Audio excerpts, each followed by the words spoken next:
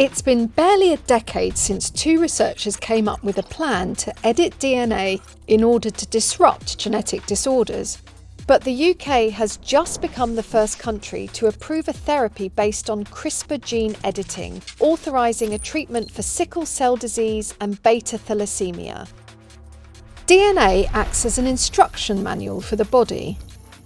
CRISPR technology works like a molecular set of scissors that allow scientists to make targeted edits in DNA, changing genetic code at a precise point in the genome.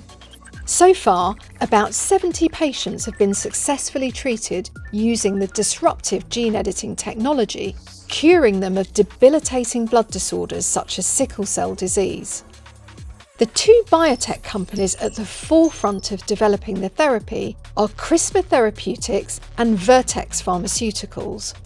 Over 100 clinical trials are underway to use CRISPR to treat both rare and prevalent diseases such as blood disorders, as well as cancers, diabetes, blindness, and HIV.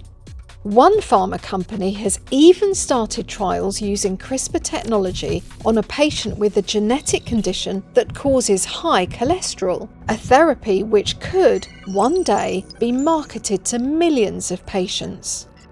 But the procedure is complex.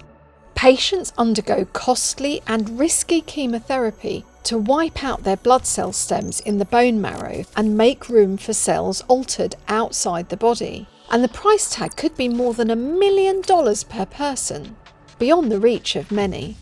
For example, over half of the more than 300,000 people born with sickle cell disease each year live in countries where few people could afford treatment: Nigeria, the Democratic Republic of Congo, and India.